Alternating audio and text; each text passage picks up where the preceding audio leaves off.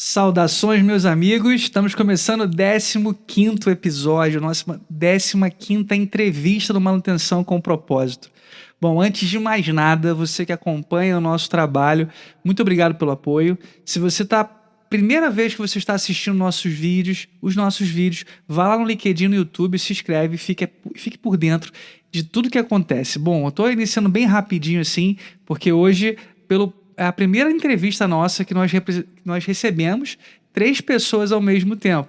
Então, de mim, vocês já conhecem muito. Então, vamos priorizar ouvir os nossos convidados. E hoje, nós vamos falar sobre manutenção em usinas nucleares.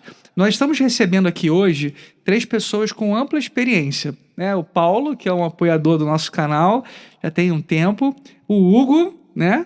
E o Luiz. Muito obrigado, tá? A todos vocês por vir aqui no estúdio para falar um pouco do trabalho de vocês, falar um pouco do propósito do trabalho de vocês. E a gente vai ter a oportunidade, nesse vídeo, de conhecer como é feita a manutenção em usinas nucleares, que não é algo nada trivial, né? A gente vai com certeza perguntar as características, né?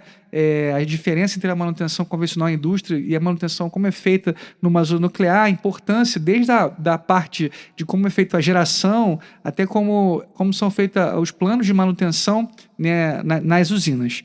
Bom, vamos para mais um, tá, gente? Muito obrigado aí por todo o apoio. Bom, primeiro eu quero que o Paulo se apresente aí um pouco, fale um pouco de quem é o Paulo, como ele chegou até aqui, e depois a gente vai ouvir também um pouquinho do Hugo e um pouquinho do Luiz. Ok, Silvio, primeiro agradecer, né, essa oportunidade que você está dando para pessoas da comunidade nuclear, assim dizendo, estarem aqui participando do teu projeto, né, trazer informações sobre as atividades aí da nossa área, em especial as atividades da manutenção lá das usinas de Angra, né.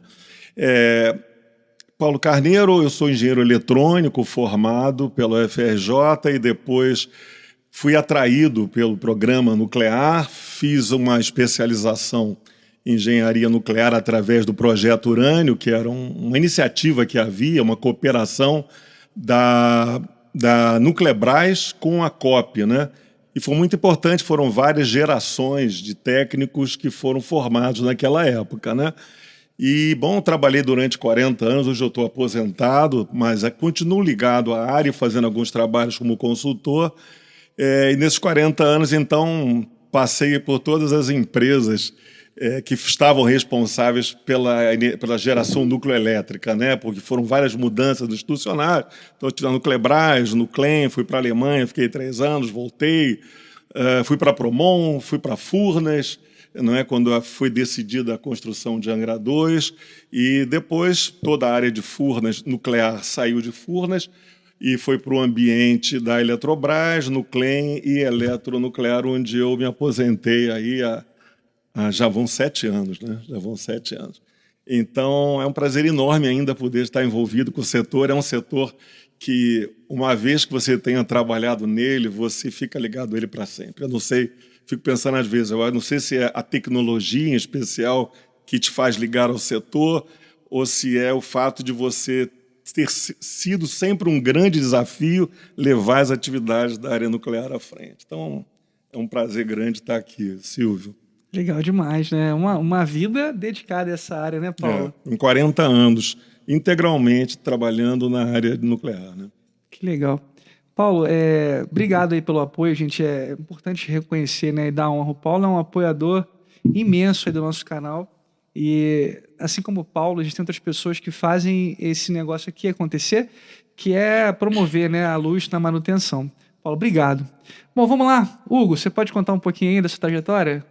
Bem, eu sou o Hugo, eu trabalho na Eletronuclear desde 2006, né? Não tenho ainda a experiência do Paulo, mas espero um dia chegar lá. Eu tenho formação técnica pela Escola Técnica do Arsenal de Marinha. Eu iniciei minha carreira como técnico na Eletronuclear em 2006 e tenho também formação como engenheiro mecânico pela Universidade Gama Filho, onde eu passei para engenheiro da usina, né, em 2014, e a convite fui trabalhar na engenharia de manutenção, depois eu passei a trabalhar no programa de regra de manutenção, que mais à frente a gente explica. Legal, legal demais. Luiz? Bom, Muito obrigado por estar aqui, pelo convite. Né? Eu me formei em 2007, passei no concurso da eletronuclear, né? E tenho trabalhado desde 2007 na eletronuclear. Né? Na verdade, eu me engajei com o programa, assim como o Paulo falou, né? A gente acaba tomando gosto pela manutenção, pela usina nuclear. Né? Eu entrei como um engenheiro de sistema, né? E passei para manutenção, né? Ao longo desse tempo. E realmente é uma coisa que você vai se apaixonando, né? Você entra lá imaginando que vai ser mais um trabalho e, na verdade, você acaba se apaixonando, né? Pelo programa, pela usina, pelo ambiente, né? Por tudo, né? Que envolve ali e propriamente, para mim, foi a manutenção, assim, foi bem envolvente. Poxa, legal. Você está desde 2007, que você falou? 2007. Caramba. Bom, o Paulo, engraçado que a gente parece que tá com uma... O Paulo tem uma experiência aí, falou de 40 anos, desde 2007, você tá aí com... quantos anos? 18 anos de... o Hugo, você entrou em 2006. 2006, né? Poxa, legal. Eu fico feliz em ouvir vocês falando sobre que se apaixonaram pelo... E é muito bom, né, cara? Porque o nosso trabalho, ele é parte da nossa vida, né? Às vezes a gente tenta falar sobre desvincular a nossa vida pessoal da vida nossa profissional, mas caramba, a gente passa bastante tempo lá, fazemos grandes amigos do nosso trabalho, e legal falar hoje de mais um negócio que eu conheço bem pouco, tá, Paulo? Assim, acho que isso vai ser bom, tá? Ter uma pessoa aqui menos experiente na área de vocês. Então vamos lá. Bom, eu vou pedir o Paulo para começar a falar para gente um contexto geral como é feita a geração de energia através de uma usina nuclear e qual a importância dessas duas usinas, né, para o nosso, aqui para o Rio de Janeiro, para o Sudeste, tá bom? Silvio, primeiro, caracterizar bem a central, né? A Central Nuclear de Angra dos Reis, na verdade, o nome oficial é Central Nuclear Almirante Álvaro Alberto, né? Ela está localizada no município de Angra dos Reis e ela tem 3 unidades no seu sítio, né? 2 unidades em operação, Angra 1 e Angra 2, e uma unidade com a construção paralisada, que é Angra 3. Então, vamos nos ater aí em Angra 1 e Angra 2. As 2 unidades em conjunto, Angra 1 tem 640 megawatts, Angra 2, 1.350. Se você somar, tá, você tem aproximadamente 2.000 megawatts elétricos de potência disponibilizada pela central para o Sistema Interligado Nacional. Sempre essa pergunta, mas a energia das usinas vai para onde? Vai para o Sistema Interligado, os grandes anéis de transmissão, para onde são também colocadas as energias de Itaipu, a energia da usina de Santa Cruz, usina de Furnas. Então, o que nós produzimos é energia elétrica, da mesma forma que todas as usinas elétricas convencionais produzem, né? A gente gera mais ou menos por ano alguma coisa como 14 milhões de megawatts-hora. Esse é um número assim muito vago, né, para quem não trabalha no setor. Essa produção, mais ou menos, ela equivale a 35%, tá, do consumo de energia elétrica em todo o estado do Rio de Janeiro. Quer dizer, a usina tem hoje já, a central tem uma participação hoje importante. Outro aspecto dessa participação é que você tem um bloco de 2.000 megawatts colocados no centro de gravidade do consumo de energia elétrica no país, ou seja, entre Rio, São Paulo e Belo Horizonte. A própria escolha do sítio onde a unidade está instalada levou em conta esse posicionamento privilegiado em relação aos centros de consumo, né? Do ponto de vista tecnológico, né, primeiro, uma coisa que é importante a gente refletir, ela utiliza uma tecnologia que a gente chama de reatores água pressurizada. A decisão por essa tecnologia foi feita no final dos anos 60, quando o mundo todo desenvolvia vários tipos de reatores, né? E vamos dar valor a quem, na época, esteve envolvido. A escolha por esse tipo de reator, essa tecnologia, reator água pressurizada, se demonstrou acertada. Hoje nós temos no mundo cerca de 450 reatores nucleares em operação, mais de 2/3 deles são da mesma tecnologia que nós temos em Angra. Ou seja, o que nós temos em Angra não é nenhuma jabuticaba, né? É uma tecnologia largamente utilizada no mundo, com uma larga experiência, Isso permite a eletronuclear, como operadora, um intercâmbio de experiência e de conhecimento muito grande, já que ela encontra usinas similares no mundo, né? E isso contribuiu muito para o aperfeiçoamento cada vez maior, né? Lá da operação e a manutenção das usinas, né? Isso facilita a manutenção também, né? Por você ter cases, né? Experiências em outros locais, né? E com certeza. A usina nuclear, Silvio, em essência é uma usina térmica, né? Só que ao invés de você produzir o calor queimando algum combustível fóssil, você produz calor por um processo de fissão nuclear. O que é isso? Você quebra os átomos de urânio que estão dentro das varetas combustíveis e, ao quebrar, é liberada uma grande quantidade de energia, né? Então, a grande diferença é como a energia, como o calor é produzido, né?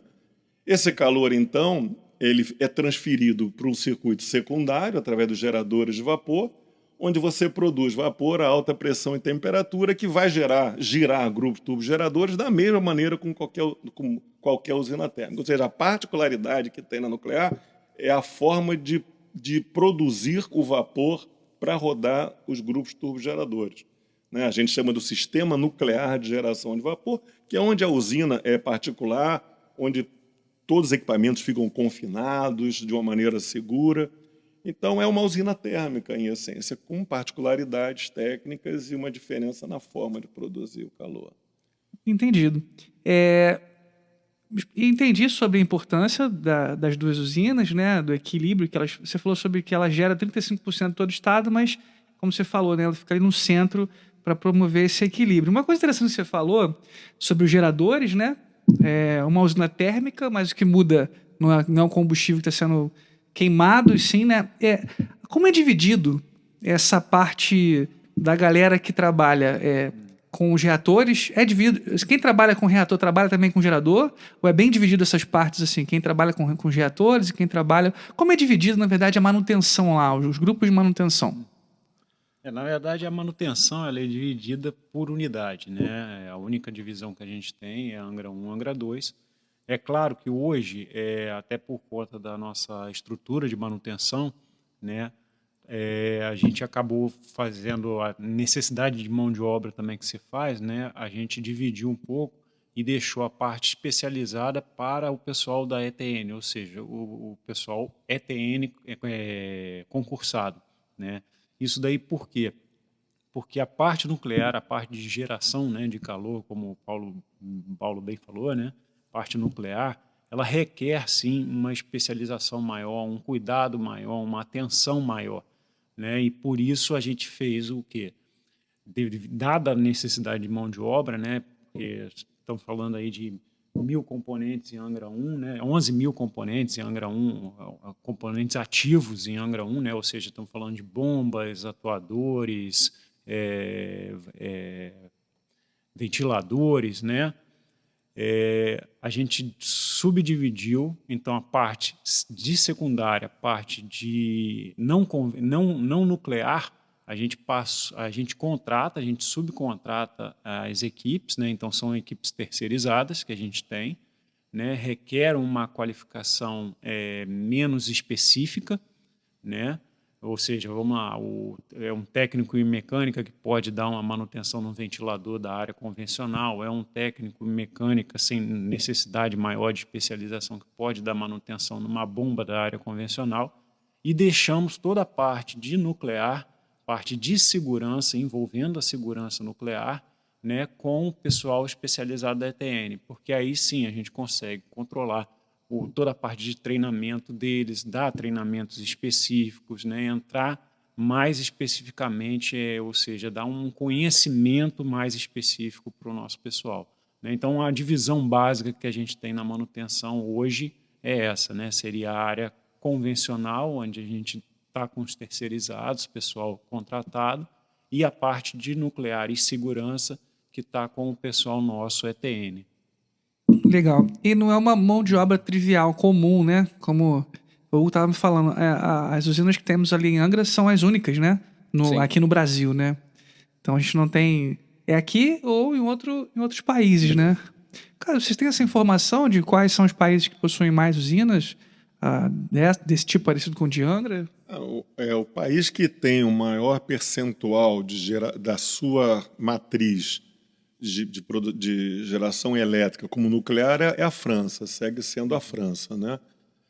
Não estou com o número certo, não sei se o Hugo e o Luiz lembram, até alguma coisa em torno de 70% de toda a energia elétrica consumida na França produzida por nucleares, né? A Alemanha tinha uma participação grande, mas houve uma decisão de governo de desligar progressivamente as usinas nucleares, né? A China tem um programa extremamente ambicioso, talvez seja hoje o país que mais constrói, devem estar construindo umas 20 usinas nucleares ao mesmo tempo, com diferentes tecnologias, é uma coisa assim impressionante, né? Os Estados Unidos não têm construído mais usinas, mas como até o Hugo estava me falando antes da conversa, eles estão estendendo a vida útil das usinas, que essas usinas são licenciadas para operar, por exemplo, por 40 anos, como é o caso de Angra 1 e Angra 2. Se você quiser operar por mais tempo, você tem que apresentar ao órgão licenciador uma solicitação de autorização para estender a vida útil. Então, nos Estados Unidos, não está se construindo uma ou duas em construção, mas estão estendendo a vida útil das usinas todas. O Hugo falou até de 80 para 100 de 80 anos. para 100 anos até, né? Caramba, Então, legal. quer dizer, a energia nuclear continua bastante presente, né, no mundo, e nós, no momento, estamos com as duas unidades, o governo está discutindo a retomada da construção de Angra 3. Essa é a nossa base que nós temos. Cara, legal, né? A gente tocou aqui em alguns assuntos sobre isso, sobre planejamento, né? Você monta uma usina que ela tem a previsibilidade de durar X anos, mas pode ser estendido, né? Interessante essa informação. Bom, eu ia fazer uma pergunta para vocês, que eu ia perguntar o seguinte. Qual é a comparação, né? O que tem de diferente entre a manutenção em uma usina nuclear e em uma indústria convencional? Mas, pelo que eu entendi, parece que você já tem isso dentro lá, né? Por exemplo, parece que, como você explicou, que a parte do gerador, com a parte que tem mão de obra terceira, é uma manutenção convencional, parecida com qualquer outra indústria. E a parte dos reatores, né, da geração, que tem maior cuidado, né? Qual é a principal diferença assim, dos cuidados? Você já disse para a gente que a mão de obra é mais específica na parte dos reatores, né? Mas vocês conseguem elencar aí quais são as maiores diferentes, assim? Como a gente trata a manutenção como você falou, nos ventiladores, né? Bom, por exemplo, e na parte no reator, periodicidade diferente, os critérios de confiabilidade. Fiquem à vontade aí, gente, para contribuir. Bom, toda a parte de geração e de segurança, né, a parte nuclear de geração de calor, no caso para o gerador de vapor, né, e a parte relacionada à segurança, né, a segurança nuclear, a segurança de operação da usina, né, essa daí ela segue estritas normas, né, no caso de Angra 2, a gente utiliza a KTA, que são normas alemãs, e no caso de Angra 1, ela são normas americanas, né? Então a gente tem a ASME e a NUREG, né? E a IEE, né? IEE, exatamente, né? Então a gente tem normas para seguir. Além das normas, a gente tem o órgão licenciador, né? Que também audita a gente, né? Para saber se a gente está cumprindo os programas que são previstos, né? Então a gente tem programas bem definidos, né? Para a parte nuclear, de geração nuclear e segurança, a gente tem normas, né, periodicidades estabelecidas que a gente tem que seguir, testes a serem executados, né, manutenções que têm que ser dadas, né, qualificações que têm que ser mantidas, né, para garantir que a gente está operando de acordo com a norma e de acordo com o licenciamento, né, porque a licença que é dada para a gente é dada mediante a condição de você manter a usina nas condições e seguindo as normas específicas da área nuclear. Entendi. Hugo quer acrescentar? Basicamente, os equipamentos que contêm a parte convencional da usina nuclear é comum à indústria aqui fora, né? Bombas, válvulas, compressores, exaustores, ventiladores. Esses a gente faz manutenções baseadas em manuais de operação, de manuais de instrução e também leva em consideração a nossa experiência operacional. Agora, a parte nuclear, né, que é relacionada à segurança, a gente tem que cumprir todos os requisitos de normas internacionais, todos os requisitos que estão contidos nas nossas especificações técnicas. Então, são um conjunto de manutenções e testes de inspeções que a gente faz com periodicidades bem definidas e que a gente tem que rigorosamente cumprir com esse programa que foi estabelecido, né, para a parte de segurança. Imagina, você precisa ter uma confiabilidade, né, enorme. É comum, né? Assim, você citou sobre a capacidade de produção. Você citou um termo diferenciando, né, as normas, né? Uma usina é alemã e outra é americana. Qual que você falou que produz mais? Angra 2. Angra 2 é uma unidade com capacidade praticamente o dobro de Angra 1. Né? Entendi. Angra 1 foi a primeira unidade, entrou em operação comercial em 1985. Essa é alemã? Essa é a americana, Westinghouse, né? Entendi. Que deu um trabalho muito grande nos seus primeiros anos ao pessoal da manutenção, porque ela apresentou alguns problemas técnicos na parte convencional, nunca na parte nuclear, mas depois desses problemas terem sido resolvidos, foi uma unidade que passou a operar nos melhores padrões aí de segurança e desempenho. E Angra 2 é uma usina, foi a primeira usina do chamado Programa Nuclear Brasileiro, Acordo Brasil-Alemanha, né? Que previa 8 usinas, na verdade começou a construir 2, Angra 2 e Angra 3. E excedente de tecnologia era uma empresa alemã, Kraftwerk Union, que já não existe mais com esse nome, né? Mudou, hoje é francesa, né? Então, esse eu imagino, né? Eu nunca vivi a manutenção, né? Mas eu imagino a dificuldade também que traz. Vocês, ao citarem as normas, já falaram, né? Angra 1, você tem que atender as normas ASME, I3E, Angra 2 são as normas KTA, até para a formação do pessoal, isso deve ser também uma dificuldade maior, né? Acho legal. Você falou uma coisa o interessante. A gente tem normas, né? Tem expertise de quem está trabalhando lá, quem tem experiência, né? Você falou de manuais, né? Também. Qual é a principal diferença que vocês percebem assim, no se tratar de manutenção, de trabalhar com uma tecnologia alemã e uma americana? Vocês conseguem exemplificar assim, a diferença de manutenção das duas?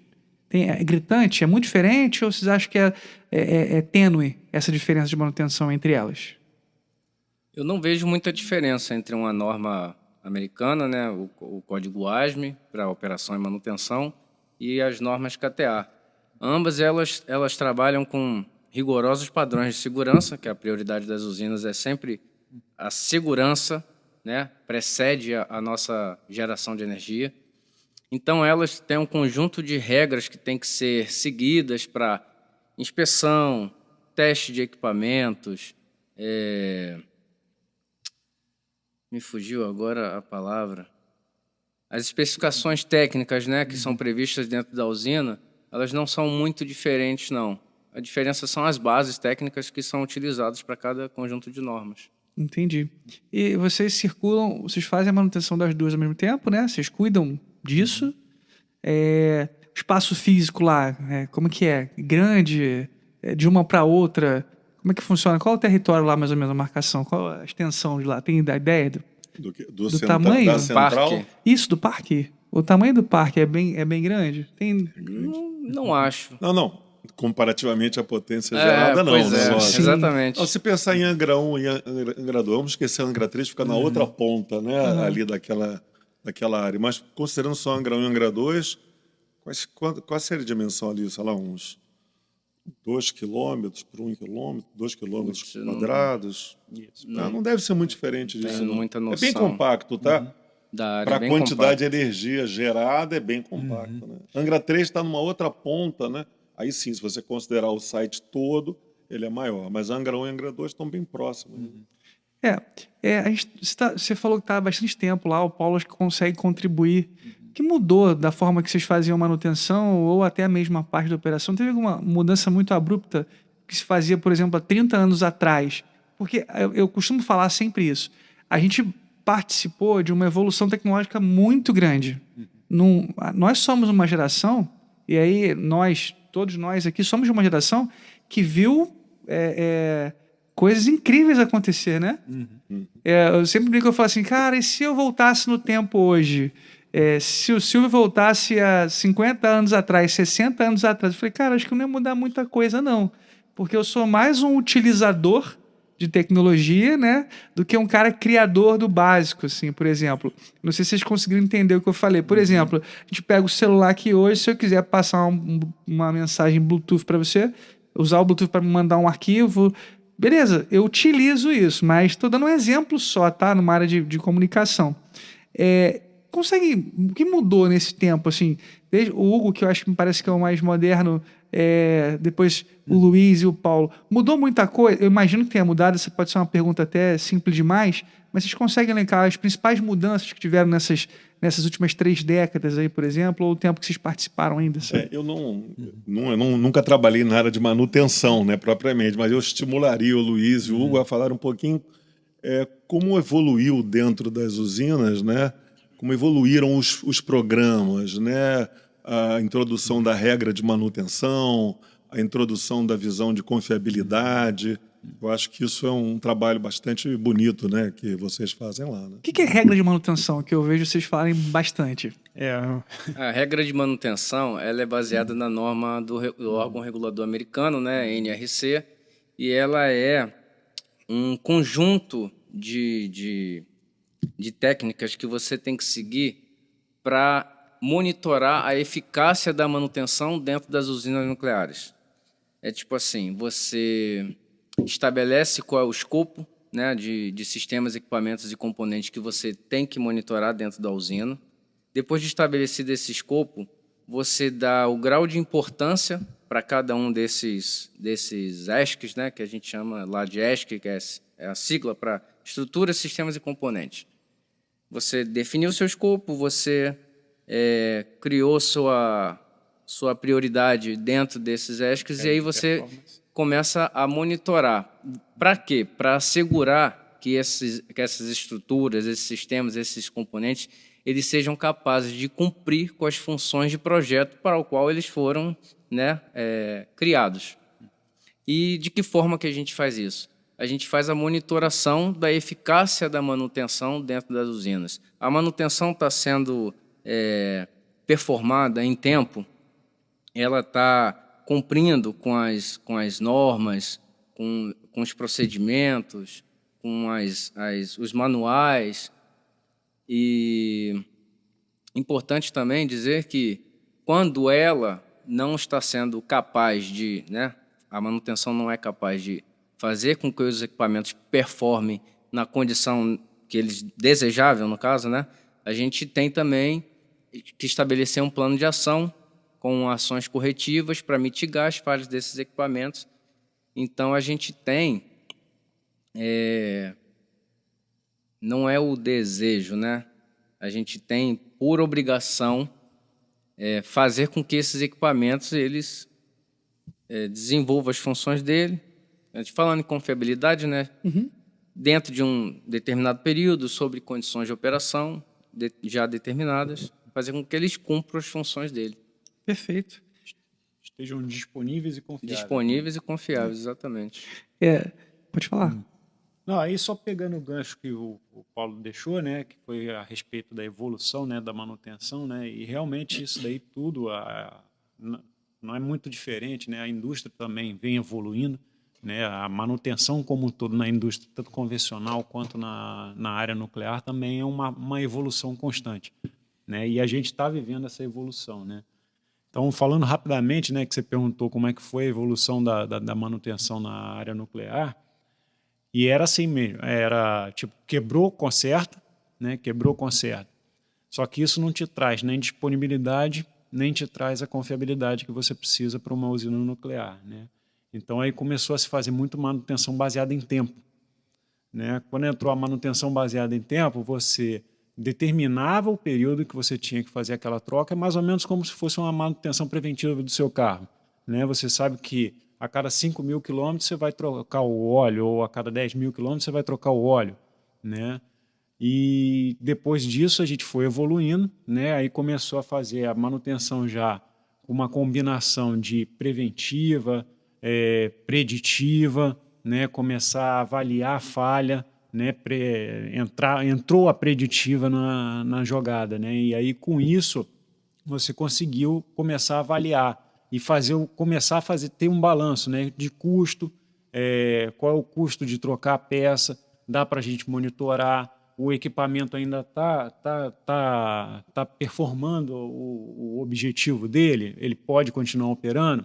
Eu preciso realmente, por exemplo, trocar um rolamento que estava previsto por tempo, eu preciso trocar, se eu tenho uma preditiva que está me dizendo que o rolamento ainda está em boas condições, então aí você já começa a avaliar um pouco também a questão de preditiva com custo, aí já começa a entrar em gestão de ativos, né? Já foi uma nova evolução da manutenção também, começar a avaliar os ativos também, né? E você querer que o ativo performe até o final da vida útil dele mesmo, né? E tudo isso aí, e aí você vai entrando, né? Então a gente entrou na área da regra de manutenção e do PMEM, né? Que é a monitoração da confiabilidade, né? E estamos evoluindo ainda, né? Isso tudo e a gente vem acompanhando também a indústria internacional, né? Que assim como evolui aqui no Brasil, lá fora também a gente traz a experiência lá de fora, né? Então hoje a gente já fala da P913, né? Ou seja, para a indústria nuclear, essa daí é um guide, né, do INPO, né, é muito importante, que é justamente pega o gancho do que o Hugo falou. Hoje a gente foca muito em determinar qual a importância de determinado ativo para a geração, para a segurança, né, e aí, com base nessa importância, você determinar a sua estratégia de manutenção, né? Vamos supor, um ativo que a falha dele pode me gerar a indisponibilidade da usina, por exemplo, né? Me forçar um desligamento da usina, né? Esse ativo eu já vou dar todo tipo de manutenção, porque eu não quero que de maneira nenhuma ele sofra algum tipo tenha necessidade de sofrer uma intervenção, né? Para quê? Para garantir justamente a disponibilidade, ou seja, a gente está a 100% do tempo, né, disponível no sistema interligado nacional, gerando energia para o Brasil. Cara, eu fico feliz demais em ouvir isso, né? Primeiro que você falou que realmente a manutenção ela tem evoluído bastante com a tecnologia, com as ferramentas que a gente tem. Você citou o monitoramento de ativos, a preditiva em si. E para a gente trabalhar com manutenção, é essencial isso, né? A gente sempre fala que o ver e agir é muito importante, né? Você tem que ter capacidade de reagir. Mas melhor do que isso, não deixar acontecer, né? A gente sempre conversa aqui também, a gente conversava sobre isso. Todas as atividades, seja lá na usina nuclear de vocês, como qualquer outra manutenção, a gente sabe que tem as dores.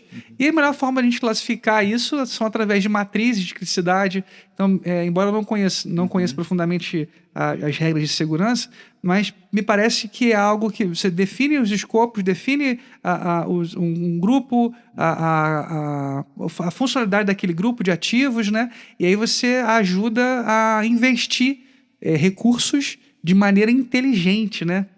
Cara, isso vai Orientar, né? Focar o teu investimento, a tua alocação de esforços naquilo que traz uma contribuição maior para a confiabilidade e para a segurança, né? Eu costumo dizer que a gente, quando precisa, a capacidade que a gente tem de explicar grandes coisas com simples exemplos é bem legal. Então, isso serve para a gente em todos os aspectos, né?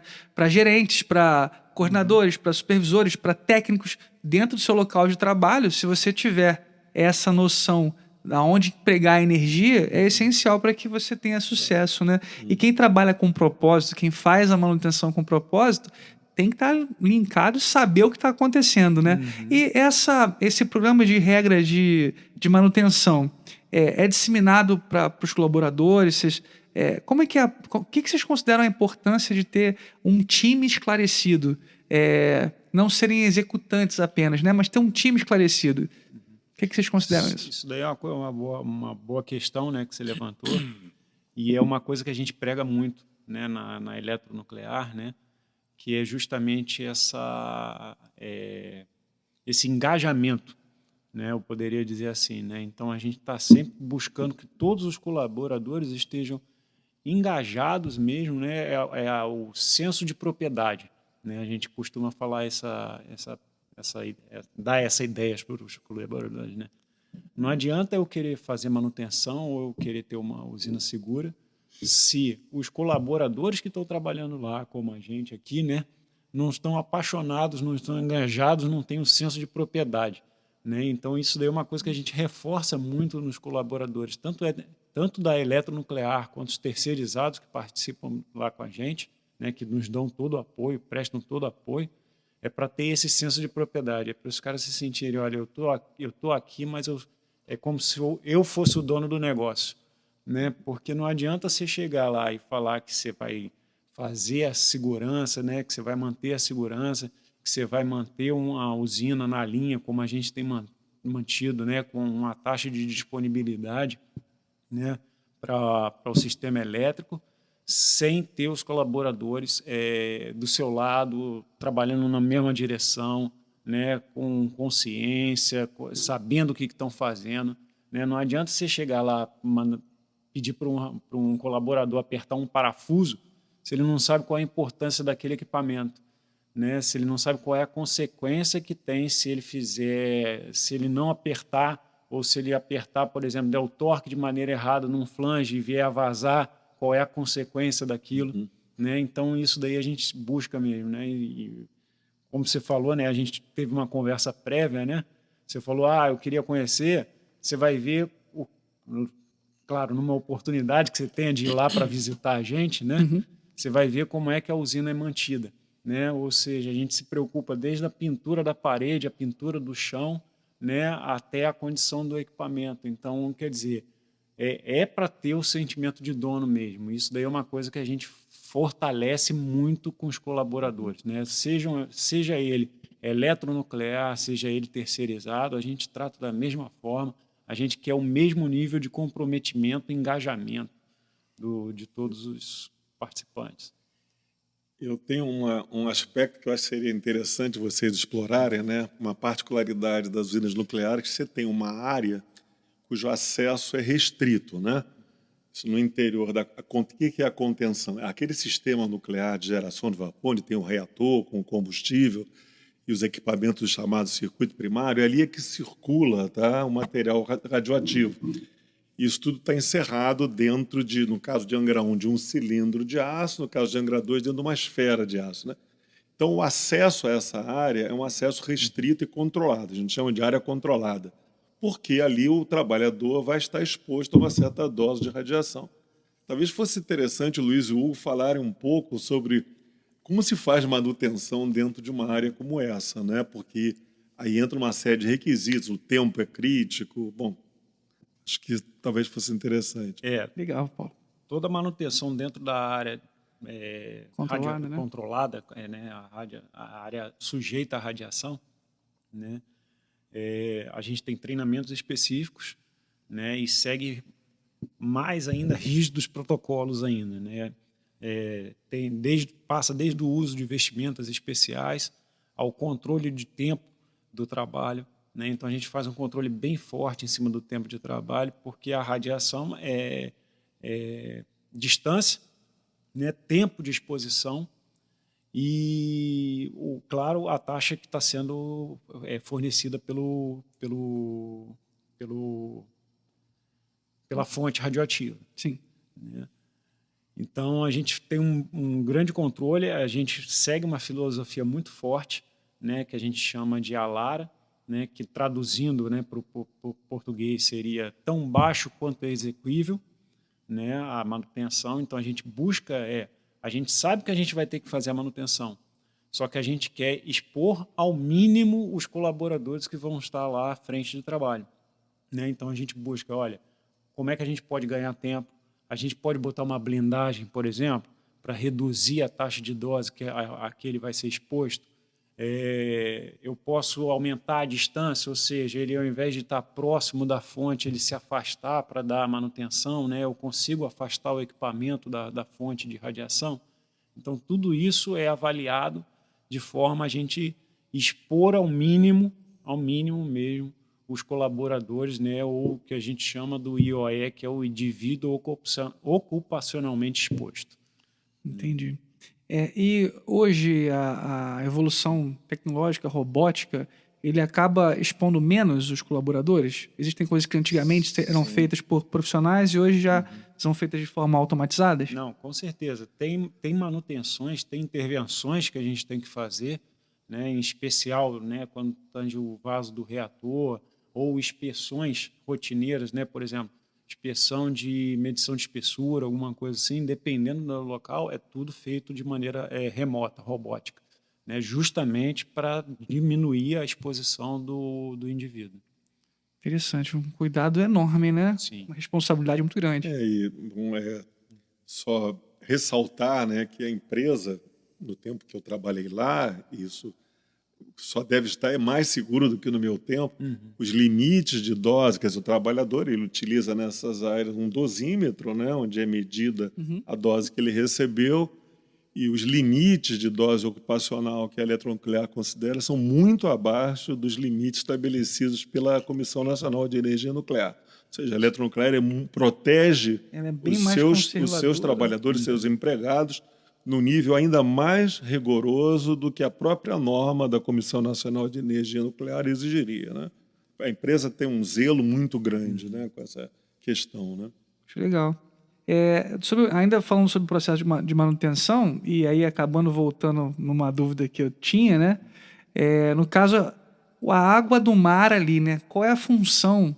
Eu sei que eu saí de um pouco da manutenção, mas acabou Mas que um vai assunto satisfazer a puxou tua outro. curiosidade. Exatamente. A água do mar ali, né? A gente não usa a água do mar para gerar o vapor, né? Ela é para condensar, né? Pode explicar um pouco mais sobre isso ali, a água do mar? A gente fala que você tem 3 circuitos, primário, secundário e um terciário, né? Então, no circuito primário, que ele fica encapsulado dentro dessa contenção, ali circula o líquido que está em contato com o combustível. Então, esse líquido é irradiado. Ele apresenta materiais radioativos. No gerador de vapor é feita a primeira barreira, quer dizer, a água do circuito primário circula nos tubos e a água do circuito secundário é recebida no casco, né? Então você tem uma barreira ali. Os tubos dos geradores de vapor são barreiras entre o circuito primário e o secundário. Sim. O circuito secundário também é fechado, né? A água que circula nos grupos tubos gerador é condensada e realimentada para os geradores de vapor. A água do mar, ela só entra, como você entendeu perfeitamente, Silvio, a água do mar ela entra justamente no resfriamento dos condensadores. Então você tem o primeiro circuito onde circula e há a presença de matéria radioativa, ele é isolado de um circuito secundário ainda, e o circuito da água do mar é um circuito aberto, é um terceiro circuito. Então a água do mar é totalmente à parte da usina onde existe a radiação. Hoje a preocupação com a descarga na água do mar é muito mais de componentes químicos. Claro, você tem uma química toda que você precisa fazer, é muito mais uma preocupação com descarga de produtos químicos do que de radiação. Isso não é a menor possibilidade. Bom, além desse programa ainda falando de regras de manutenção, quando você fala dos escopos, eu perguntei como que era. A gente falou sobre como que é dividido as equipes de manutenção, né? Você falou que as equipes do reator, tudo mais. Esses trabalhos que a gente precisa fazer, ora eles podem ser em paradões, né? Por exemplo, indústria convencional, né? Você consegue trocar a roda do carro com ele andando em alguns momentos. Mas vocês trabalham com paradões, assim, exemplo, existe uma parada programada, usina 2, a gente vai parar para poder fazer alguma coisa que só dá para fazer com totalmente ela desligada. Funciona assim? Sim. Tanto a Angra 1 quanto a Angra 2, né, ela tem o que é chamado de ciclo do combustível, né? Então, a cada parada, né, paradão, como você colocou, né, a gente tem um nome normal, é parada para a gente, né? Então é o momento em que a gente realmente para a usina, desliga ela toda para efetuar a troca de elemento combustível, né? Ou seja, a gente troca 1/3 dos elementos combustíveis que queimaram durante o ciclo, né? E substitui ele por elementos novos, né? Isso aí a gente faz a cada 12, 14 meses aí, mais ou menos. Tá? Depende de Angra 1 e Angra 2 e depende de como foi o planejamento da queima do combustível, né? Então, assim, a gente tem essas paradas de manutenção. Nesse momento que a gente para fazer a troca do complemento de elemento combustível, é o momento que a gente aproveita para dar a grande parte de manutenções né, e cumprir também com as especificações técnicas, né? Que aí é o momento que a gente vai ter acesso a, por exemplo, abrir outros equipamentos, né, da área nuclear, né? Como o Paulo falou ali, daquela ilha nuclear ali, né? É o momento em que, no momento que a gente desliga o reator, é que a gente tem também acesso a poder dar manutenção ou fazer as inspeções que são de norma em determinados equipamentos, né? Por exemplo, eu vou ter que fazer a inspeção da barreira de pressão da válvula, né? Ou seja, do corpo da válvula. Eu tenho que fazer uma inspeção interna porque faz parte da norma, né? Então, nesse momento em que a gente desliga para fazer o carregamento, é o momento que a gente aproveita para dar esse tipo de manutenção e fazer esse tipo de inspeção. Entendi. E hoje na equipe de vocês de manutenção lá, vocês têm uma galera específica de mecânica, elétrica, automação, instrumentação? Essa definição um pouco mais dividida, como é que funciona? Lá a gente, basicamente, a gente divide em três, né? É mecânica, elétrica e instrumentação e controle, né? Então são essas três equipes aí grandes que a gente poderia fazer a divisão. Legal. E tem uma galera lá que trabalha, achei legal você falando sobre esse assunto, dá sempre pano pra manga, né? Quando a gente fala de concursados, equipes terceiras, né? Legal, você falou aqui, assim, a exigência, né? O comprometimento, o engajamento das equipes terceiras e de quem trabalha, quem é da casa lá, é essencial. Essas divisões, né? Quando eu falo de divisões, a oportunidade. Muitas pessoas que assistem ao nosso canal são pessoas que já trabalham há bastante tempo com manutenção, mas também tem a galera que quer entrar, né? E elas ficam, por exemplo, a penúltima live foi foi uma entrevista bem legal que falou sobre como ingressar, né? A gente comentou muito sobre isso, sobre como ingressar no mundo do trabalho offshore. E, por exemplo, hoje, aqui no Rio de Janeiro, a gente tem lá a empresa de vocês contrata muita gente, né? Então aí tem técnicos de mecânica, técnicos de instrumentação, instrumentadores. Legal saber dessa divisão. Além da regra de segurança, tem alguma coisa paralela a isso? Algum outro projeto? Ou o regra de segurança abrange todos, ela centraliza, unifica toda a parte de manutenção, de desenvolvimento, Hugo? Você falou que de regra de segurança, explicou como é que é. Regra Isso. de manutenção, no caso, Regra de né? manutenção. Eu falei o quê? Regra de segurança. E não deixa de ser. Que não deixa de ser uma regra de segurança. Perdão. Ela é como que, assim, ela é o grande guarda-chuva de todos os desenvolvimentos ou tem outros desenvolvimentos paralelos a esse? Não só esse programa, tem vários outros programas que são essenciais na usina nuclear. Não só a regra de manutenção, tem a análise probabilística de segurança, física de reatores, engenharia de sistemas. Posso citar aqui diversos outros, né, órgãos, departamentos que são de suma importância para a operação segura das nossas usinas. Pô, legal. Cara, eu acho que com certeza, assim como eu, fiquei impressionado com o tamanho da responsabilidade, né? Ah, cara, trabalhar com manutenção, tem tudo é um grande... precisa de responsabilidade? Precisa. Mas existem responsabilidades diferentes, né? No caso de vocês, é mais um dos trabalhos que a gente entende que precisa de um alto comprometimento. E eu imagino que... A gente sempre fala sobre seriedade, né? Imagino quem está chegando lá, vocês precisam dar uma alta dose de um impacto forte sobre o que vocês estão fazendo e a importância de fazer com segurança. Tá vendo? Até mudei o nome da regra, né? Vocês me perdoem. Bom, a gente falou sobre a evolução da manutenção de forma geral, o Luiz falou muito bem aí, a gente tem acompanhado isso. Eu acho que a tendência nos próximos anos, a gente tende a continuar a ter novidades, nunca acaba, né? A gente vê abordagens diferentes sobre manutenção. Eu fico muito feliz com quem trabalha, que está todo mundo muito por dentro do assunto de manutenção. E em relação aos programas que a gente usa, né? A gente talvez tenha aí os mais famosos do SAP, o SAP, que a gente usa para fazer os nossos registros. Lá vocês usam também o SAP para fazer os registros de manutenção. Além desse programa, tem outros que vocês utilizam no dia a dia da manutenção lá? Tem. Na verdade, lá a gente usa mais o SAP para controle de inventário de estoque, né, e fazer a parte de aquisições, né, então toda a parte de gestão de ativos, né, de estoque. A gente usa o Máximo para a parte de manutenção, do histórico de manutenção, né, ou seja, toda a parte de LTs, né, que são as licenças de trabalho, né, e SOTs, né, que são as solicitações de ordem de trabalho que a gente tem, são registradas tanto a parte do histórico do que foi feito, né, quanto o plano de manutenção que vai ser executado, tudo nesse software máximo. Né? A gente tem outros softwares também que são de monitoramento, como temos o Diane, né? A gente tem o Soma, né? Que são do CEPEL, né? São softwares desenvolvidos por ele para monitoração tanto de transformadores quanto da parte de motores, né?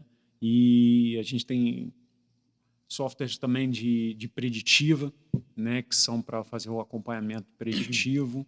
A gente tem os softwares de controle, né, de testes periódicos, né, são as surveillance que a gente chama, né, que é o CISA, que ele faz esse controle de se a gente está executando ou não no prazo correto as inspeções e manutenções.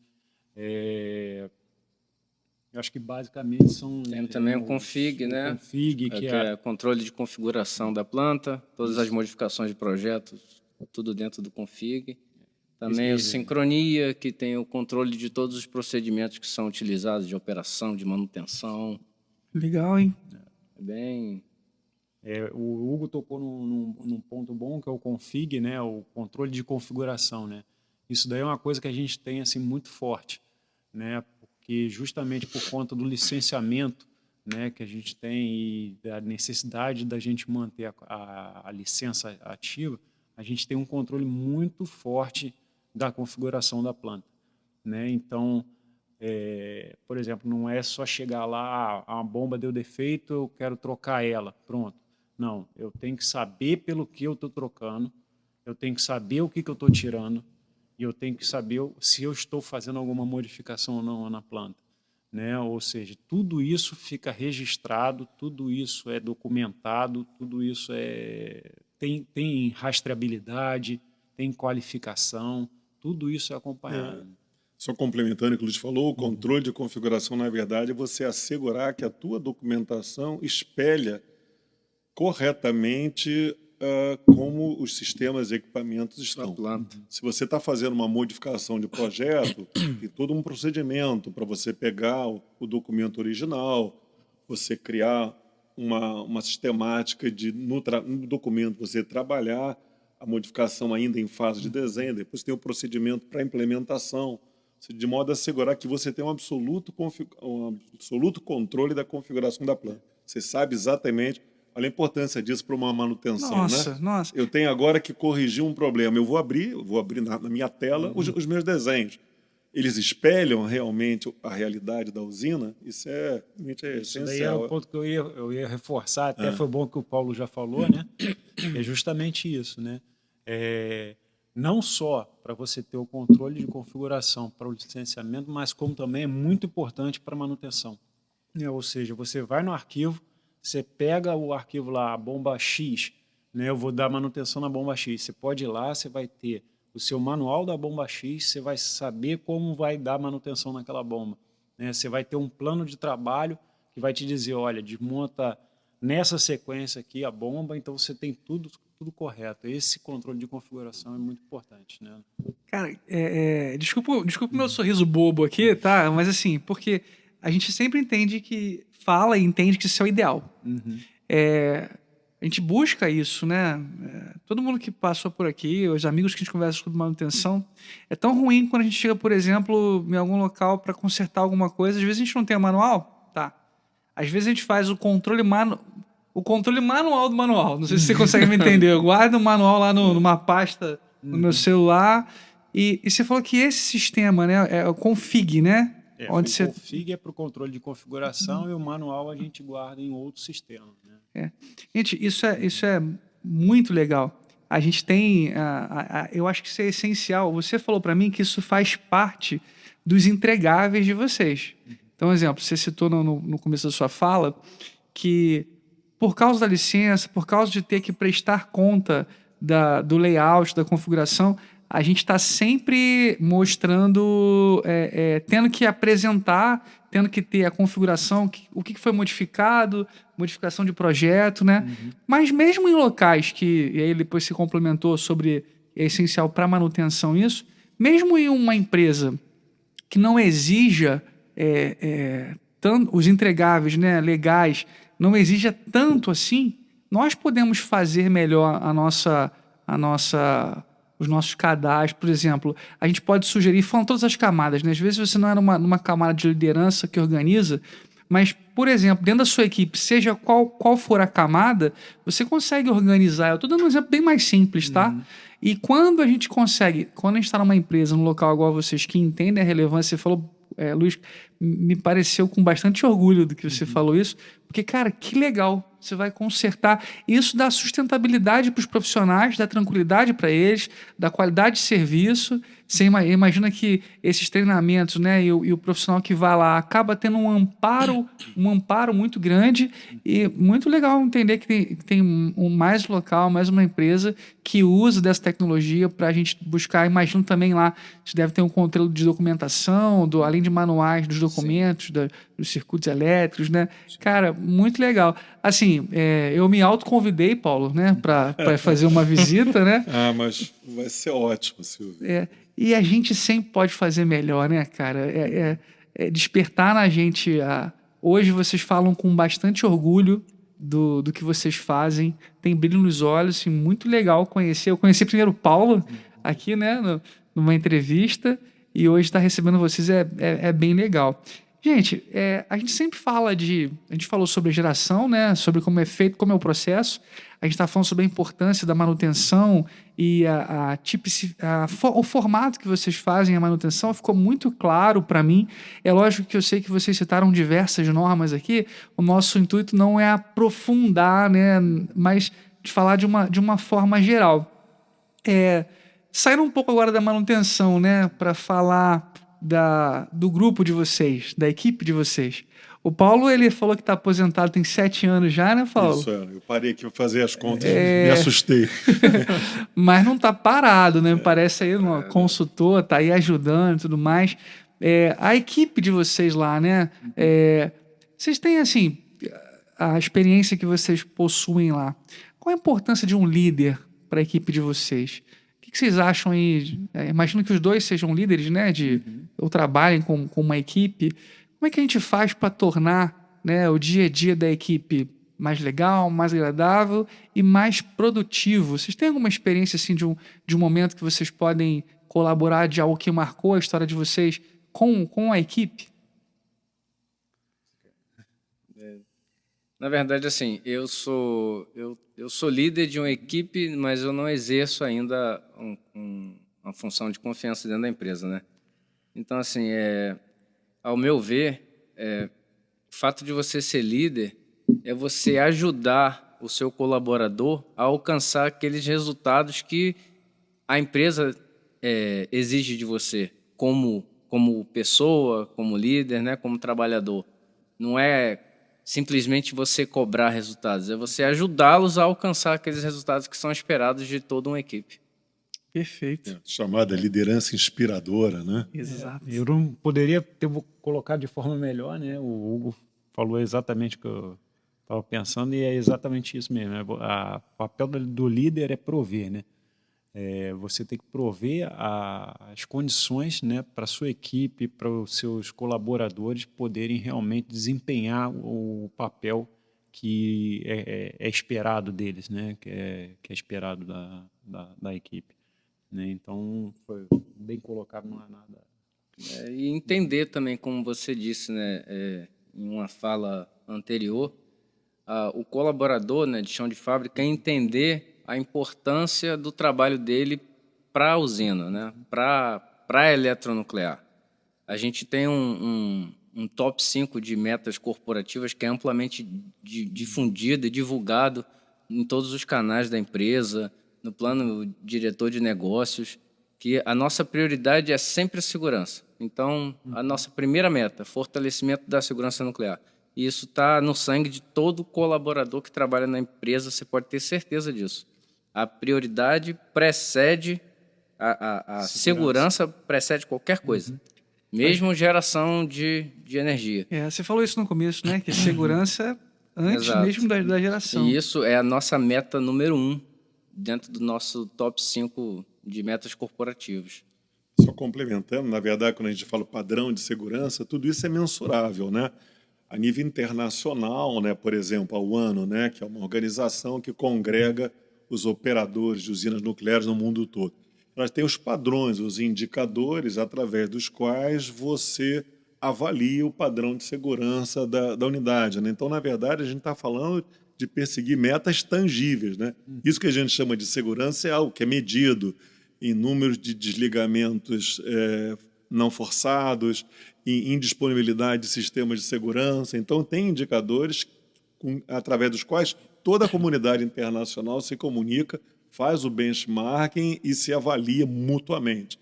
Aliás, talvez vocês pudessem falar um pouquinho sobre essas missões, OSART, acho que isso eu ia é comentar importante. de maneira bem resumida, né? A gente não é só seguir as normas, né? Não é só seguir as especificações técnicas, né? A gente é constantemente auditados, né? Tanto pela CNEM, que é o nosso órgão licenciador, como por esses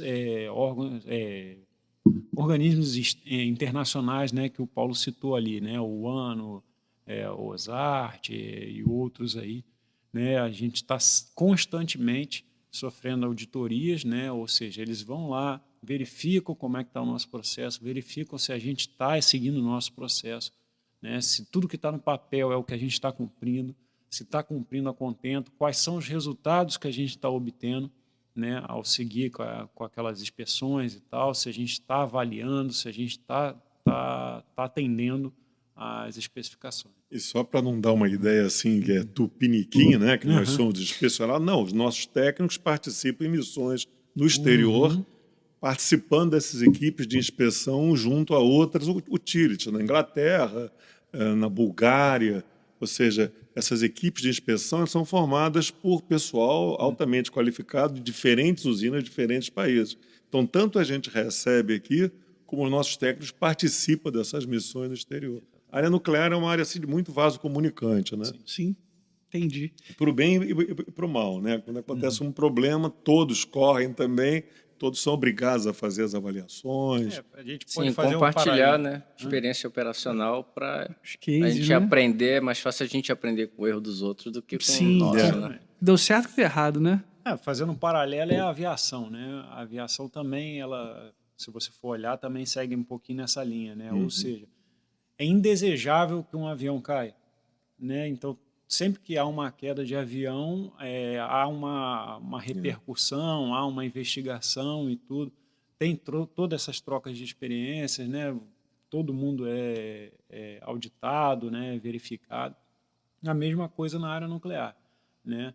Ninguém quer nenhum tipo de intercorrência, incidente, nada do tipo, né? Então, por isso, a gente também tem essa troca de experiências. É muito importante. Isso fica como um exemplo para todas as áreas, né? Pelo que eu entendi, vocês se comunicam para aprender, né? E para não deixar acontecer. Opa, aconteceu numa usina em outro país, vamos ver lá o que aconteceu para a gente não deixar acontecer aqui, né? E para todas as áreas de manutenção e todos os negócios, acho que vale muito a pena se você trabalhar, fazer, estar próximo, né? Estabelecer conexões com as pessoas Perfeito. para buscar, por exemplo, assim, hoje o nosso telefone, o WhatsApp, é normal. Todos nós da manutenção, a gente tem sempre um amigo de uma outra empresa que a gente troca uma ideia, que a gente conversa.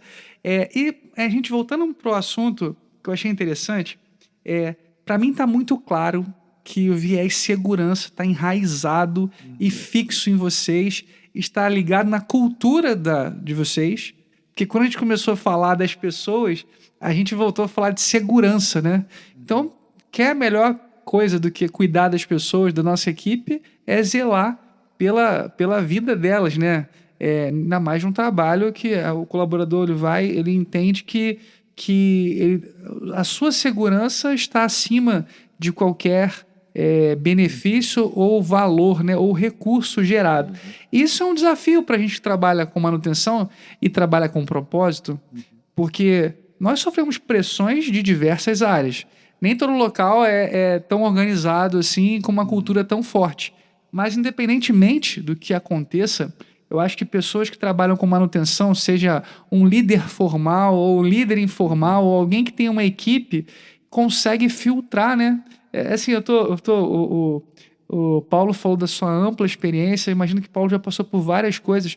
E como a gente lidar com pressão, principalmente no trabalho de vocês, deve ser essencial. Então, assim, perfil comportamental para pessoas que trabalham. A gente estava falando na última live, teve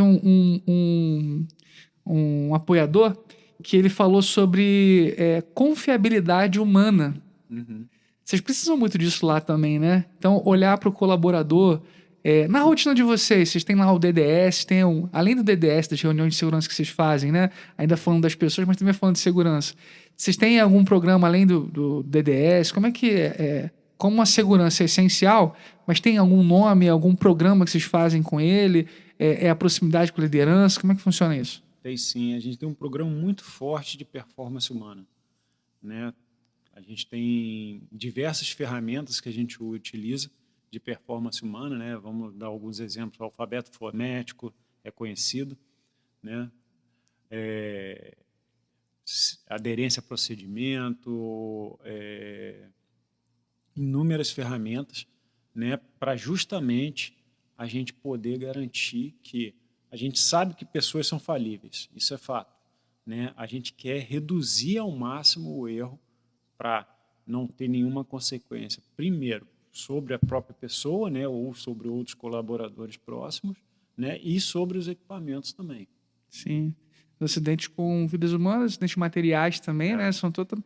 Acho legal demais. Gente, eu acho que a gente conseguiu nessa nossa entrevista dar luz a um assunto. Quem trabalha com vocês vai ter a oportunidade de ouvir um pouco. Quem não conhece nada e acompanha o nosso canal, é mais um tipo de manutenção, mais um negócio, mais vidas que a gente está entrevistando. Assim, eu conheci o Paulo, a gente conversou bastante aqui anteriormente, e hoje estou tendo a oportunidade de conversar com vocês. O Manutenção com Propósito está aí para falar disso, para falar de assuntos diferentes.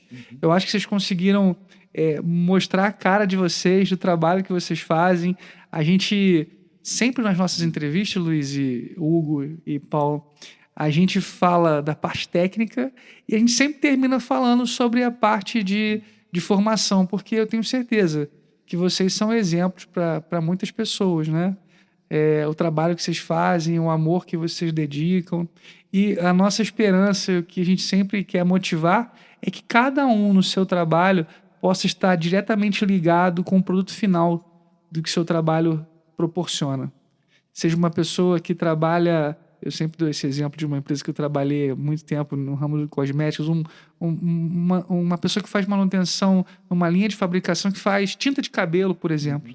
De algum motivo você está fazendo alguém feliz, né? Pintando os cabelos. Alguém que trabalha no transporte público, alguém que trabalha numa indústria de refrigerante, alguém que promove, né, estabilidade elétrica, produzindo energia para Rio, para São Paulo. Então, assim... E é um segredo para o sucesso você estar ligado com o produto final, né? A gente falou sobre a cultura, falou sobre esclarecer, sobre colaboradores esclarecidos. Com certeza, não só a Manutenção com Propósito, que é esse canal de entrevista, se vocês foram convidados para estar aqui é porque vocês são referências e a gente admira o trabalho de vocês, tá bom? Para quem tem desejo de trabalhar, quem mora ali perto, quem mora bem igual vocês moram tudo em Angra. Gente, que lugar lindo, né, cara? Demais. Que lugar. Olha, eu particularmente, praia, eu gosto de ir pra lá, né? Acho muito bom lá.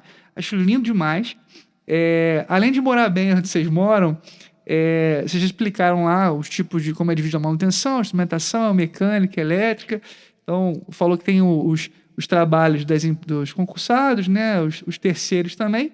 Então, a gente vai... Quem tiver...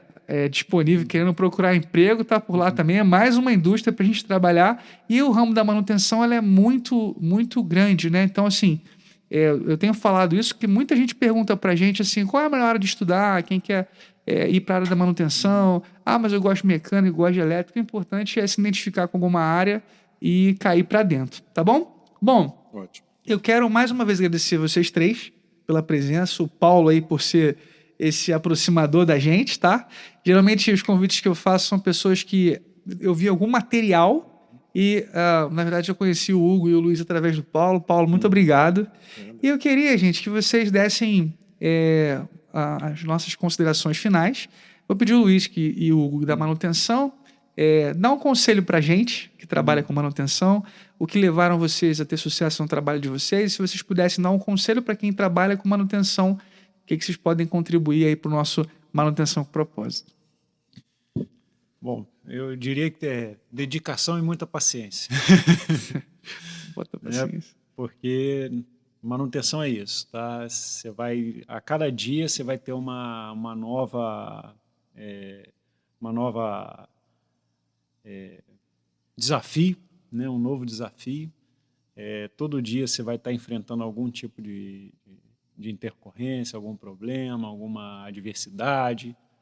Isso é normal. Na manutenção a gente está aí o dia todo, né? Mas é trabalhar mesmo, trabalhar, se comprometer, seguir em frente, né? E buscar realmente com esses programas, né? A gente sempre busca, né? Na nossa indústria principalmente, a gente busca ao máximo reduzir ao máximo essas intercorrências, né? Ou seja,